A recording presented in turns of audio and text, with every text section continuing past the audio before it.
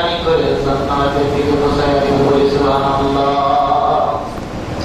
প্রিয় মুসলিম কিরাম, এই যে আল্লাহ তাআলা বলেছেন ইযা নুদিয়া লিস-সালাতি মিন ইয়াউমিল জুমআতি ফাসাউ ইলা যিকরিল্লাহি ওয়া যারুল বায়'। জুমার দিন হবে সমস্ত কাজকর্ম ফেলে রেখে বন্ধ রেখে, দোকানপাট বন্ধ রেখে, সকল কিছু বন্ধ রেখে আল্লাহর দিকে ধাবিত হওয়ার জন্য মহান রব্বুল আলামিন সূরা জুমার ভিতরে ঘোষণা করলেন। এই জন্য মহান রব্বুল আলামিন দুনিয়াতে তিনটি কাজ করবেন বলে সুবহানাল্লাহ। এক নম্বর হচ্ছে রিজিকের কোনো অভাব থাকবে না। যে ব্যক্তি জুমার নামাজ পড়ে পাঁচ ওয়াক্ত নামাজ আদায় করবে, আল্লাহ দুনিয়া থেকে তার ওই কষ্ট দূর করবেন যে কষ্ট ওই মানুষ প্রতিনিয়ত পদোন্নতি হয়। সুবহানাল্লাহ। দ্বিতীয় নম্বর হচ্ছে লক্ষ লক্ষ কোটি কোটি টাকা ভরে আপনার রূপার আসন করতে পারবেন না। এমন মানুষ আছে কিডনি ড্যামেজ হয়ে গেছে, কিডনি নষ্ট হয়ে গেছে, ভাল্ব নষ্ট হয়ে গেছে, ভাইটাল ফোর্স হচ্ছে না, এমন তো অবস্থায় আইসিইউতে ভর্তি করে দেওয়া আছে। আপনার দিন গেলে 30,000, 40,000, 50,000 টাকা নেমে যাচ্ছে। আল্লাহ রাব্বুল আলামিন বলেছেন ওই বান্দার কখনো এমন রোগ আমি দিব না যে বান্দা আমার মসজিদের সাথে জুড়ে থাকবে। আল্লাহ তাআলা এই রোগ থেকে আমাদেরকে সেবা দান করবে বলি সুবহানাল্লাহ। সুবহানাল্লাহ। তৃতীয় নম্বর হলো আল্লাহ রাব্বুল আলামিন বলেছেন খাতামাল্লাহু আলা কুলুবিহিম ওয়া আলা সামঈহিম ওয়া আলা আবসারিহিম গিশাওয়া ওয়া লাহুম আযাবুন আযীম। আল্লাহ রাব্বুল আলামিন বললেন বান্দাকে ওই রোগ দেব না যে রোগে আসক্ত হয়ে দুনিয়ার জমিনে যদি নাসারা খ্রিস্টান কাফের মুরতাদের মৃত্যুবরণ করে তারা জাহান্নামে হবে। এমন লোক তাকে রেখে দেব না যাতে তারা কুফরি করে বলে সুবহানাল্লাহ। এর অর্থ হচ্ছে কি আমরা দুনিয়াতে কুফরি, শিরক এই সকল কাজ থেকে আল্লাহ রাব্বুল আলামিন আমাদেরকে হেফাজত করবে। বলে আলহামদুলিল্লাহ। আলহামদুলিল্লাহ। তাহলে জমাতে আসার লাভ আছে কি নাই বলেন? আমরা লাভ পাই যে কোনো জায়গায় গেলে। আমরা স্বার্থ ছাড়া যাই না, যাই কি খুব কম টাকা লাগবে, পয়সা লাগবে, যেদিকে সোর্স বিময় টাকা টাকা। আর দুনিয়াতে চাই একটা সুন্দর বাড়ি, সুন্দর একটা গাড়ি আর সুন্দর একটা নারী। এরপরে আর দুনিয়াতে কিছু নাই। লাস্টে দেখবে একটা বাড়ি হয়েছে, এরপরে জীবন শেষ। অথবা একটা গাড়ি হয়েছে, এরপর আর দুইটা নারী। ওই কোন জীবন ব্যবস্থা এই পৃথিবীর জমিতে কোন মানুষই পায় নাই। এই পৃথিবীতে অপূর্ণ কিছু আল্লাহ পাক রেখেছেন তার নিয়ামত দিয়ে, নিদর্শন দিয়ে। কারণ আল্লাহ পরিপূর্ণ করেছেন জান্নাতে বলি সুবহানাল্লাহ। জান্নাতে যখন যাবেন রাসূল আকরাম সাল্লাল্লাহু আলাইহি সাল্লাম নামাজ পড়লেন। জান্নাতের ভিতরে যখন আল্লাহ রাসূল প্রবেশ করলেন, জান্নাতের ভিতরে দেখতে পেলেন স্বর্ণ খচিত চেয়ার, রত্ন খচিত চেয়ার, এত সুন্দর ডিজাইন করে গেছেন। আল্লাহ রাব্বুল আলামিন এত সুন্দর করে জান্নাতের ভিতরে রেখেছেন। দেখার পরে জিবরাইলকে প্রশ্ন করছেন, ও জিবরাইল ভাই, এই সকল স্বর্ণ খচিত চেয়ারের কাদের জন্য? এইবার ওই জিবরাইল বলছেন, ইয়া রাসূলুল্লাহ, ইয়া হাবিবাল্লাহ, যারা আল্লাহর নির্বাচিত হবে, মুমিন হবে, মুত্তাকি হবে, এদের জন্য আল্লাহ তাআলা এই ব্যবস্থা করে দিয়েছে। জিবরাইল প্রশ্ন করলেন, হুজুর আপনার কেমন মনে হয়?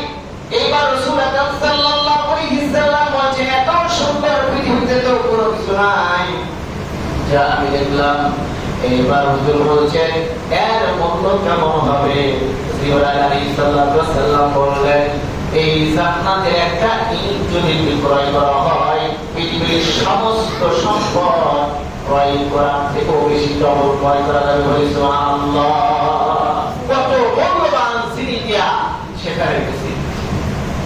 শুধু তাই না, রাসূল আকরাম সাল্লাল্লাহু আলাইহি সাল্লাম এইবার জান্নাতে প্রবেশ করার পরে জান্নাতের ভিতরে দেখতে পেলেন যে অবশ্যইল্লাযীনা আমানু ওয়া আমিলুস সালিহাতি أن لهم جنات تجري من تحتها الأنهار كلما رزقوا منها من ثمرة رزقا قالوا هذا الذي رزقنا من قبل وأتوا به متشابها ولهم فيها أزواج مطهرة وهم فيها خالدون الله أكبر আল্লাহ রাব্বুল আলামিন বলেন জান্নাতের ভিতরে খেজুর বৃক্ষ এমন কি ফল পৃথিবীর জমিতে যা আছে এসিও দ্বিগুণ আল্লাহ ফল বৃক্ষ গাছ লেগে রেখেছেন যখন বান্দারা ইচ্ছা তখন সেটা ভোগ করবে কোনো পারমিশন লাগবে না যখন যেটা বলবে আল্লাহ তাআলা সঙ্গে সঙ্গে হাজির করে দিবে সুবহানাল্লাহ এবার রাসূল আকরাম সাল্লাল্লাহু আলাইহি সাল্লাম জিবরাইলকে জিজ্ঞাসা করলেন জিবরাইল জান্নাতে একটা মানুষ যদি 1000 বছর দৌড়ায় কতটুকু পর্যন্ত দৌড়াতে পারবে এবার রাসূল আকরাম সাল্লাল্লাহু আলাইহি সাল্লাম যখন প্রশ্ন করলেন জিবরাইল বলেন পৃথিবীর এই প্রান্ত পর্যন্ত ওই প্রান্ত পর্যন্ত যদি দৌড় দেয় এরকম ভাবে 1000 বছর পর্যন্ত যদি দৌড়ায় সেই দৌড়ানোর সমান হবে জান্নাতের একটা গাছের বৃক্ষের ঘনত্ব থেকে বেশি হবে বলি সুবহানাল্লাহ তার থেকে দ্বিগুণ বেশি হবে সেটা হলো মুমিন বান্দাদেরকে আল্লাহ তাআলা দিচ্ছে আল্লাহ তাআলা বলেন শুধু তাই নয় এমন সুন্দর নারী তোমাদের জন্য রেখেছি সেই নারীর বিবরণ সূরা রকিয়ার ভিতরে দিয়েছেন আল্লাহ রাব্বুল আলামিন আরো বলেছেন এই পৃথিবীর জমিতে সুন্দর সুন্দর ভূমি দিয়েছি সূরা রহমানের মধ্যে আল্লাহ তাআলা বলেছেন সুন্দর সুন্দর তোমাদের জন্য রেখেছি যা পৃথিবীর জমিতে জানিয়ে প্রতিযোগিতা করে শেষ করে দিতা যা পৃথিবীর কোন জিন ইনসান কোন ফেরেশতা দেখে নাই কোন মানুষ দেখে নাই আল্লাহ তাআলা এত সুন্দর করে আমাদের জন্য রিজার্ভ করে রেখেছে বলি আলহামদুলিল্লাহ আল্লাহ তাআলা বলেন হুরুম মাকসুরাতুন ফিল খিয়াম লাম ইয়াতমিসুহুন্না ইনসুন ক্বাবলাহুম ফালাজান মুত্তাকিনা আলা রাফরাফিন খুদর ওয়া আবকার আল্লাহ তাআলা বললেন হুরদেরকে এমন ভাবে সাজানো হয়েছে যাদেরকে সম্মানিত চেয়ারে আল্লাহ রাব্বুল আলামিন বসে রেখেছেন বলে সুবহানাল্লাহ কোন জিন দেখে নাই কোন মানুষ দেখে নাই কোন ফেরেশতা দেখে নাই আল্লাহ তাআলা তাদেরকে তার বর্ণনা দিচ্ছেন এমনি করে রেখেছেন সেই দিন তাদের হাতের চামড়ার দিকে তাকাইলে তাদের হাড়টি পর্যন্ত দেখা যাবে এত সুন্দর করে আল্লাহ তৈরি করে রেখেছে বলে সুবহানাল্লাহ জান্নাতের মধ্যে যখন মানুষ বসবাস করবেন সৌন্দর্য দেখে আল্লাহ তাআলার কাছে তারা মনে মনে আপত্তি করবে বলবে আল্লাহ জান্নাত থেকে নয় বের করে দিবা মনে মনে যখন ভাববে আল্লাহ রাব্বুল আলামিন বুঝতে পারবেন বান্দাদেরকে বলবে বান্দারে তোমাদেরকে দুনিয়াতে আমি ওয়াদা করেছিলাম চিরস্থায়ী তোমাদের জন্য জান্নাত সেখানে কখনো মৃত্যু হবে না সেখানে মৃত্যু ঘটবে না সেই দিন মহান রব্বুল আলামিন চিরস্থায়ী জান্নাতবাসী করে দেবে বলি সুবহানাল্লাহ সুবহানাল্লাহ প্রিয় মুসলমান কিরাম আজকে দুনিয়ার সম্পদ নিয়ে দুনিয়ার অতটুকু সম্পদ নিয়ে দুনিয়ার সময় নিয়ে আমরা ব্যস্ত যুবক আমি বলতে চাই আজকে গভীর রাত গেল কিন্তু আল্লাহ ইবাদত করার পর্যন্ত আমরা করেছি আমাদেরকে আল্লাহ তাআলা কি হুকুম করেছেন কি উদ্দেশ্য আমাদেরকে সৃষ্টি করেছেন কি উদ্দেশ্য আমাদেরকে থাকতে হবে ইবাদত সূরা যারিয়ার মধ্যে আল্লাহ রাব্বুল আলামিন বলেছেন وَمَا خَلَقْتُ الْجِنَّ وَالْإِنسَ إِلَّا لِيَعْبُدُونَ লিয়াবুদুন। মানুষ এবং জিনকে আল্লাহ রাব্বুল আলামিন সৃষ্টি করেছেন তার ইবাদত দাসত্ব বন্দেগী গোলামি করার জন্য। কোন সত্যই সৃষ্টি করা হয় না। যদি অন্য আল্লাহর আইন থেকে বিচলিত হয় তাহলে শয়তানের পাল্লায় আমরা পড়ে ধোঁকাবাজি করে আমরা শয়তানের পথ অবলম্বন করেছি।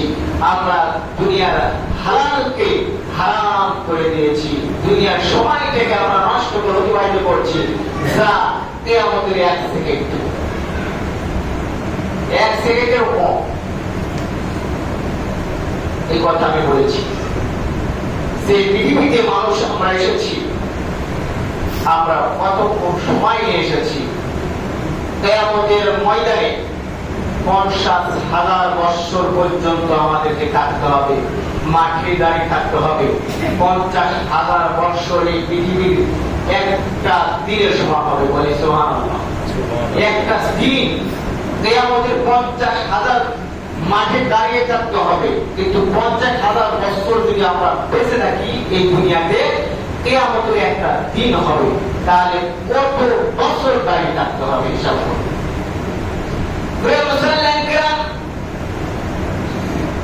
আমাদের কি করা উচিত? আল্লাহ রাব্বুল আলামিন বলেন আমাদের সময় অতিবাহিত করছি।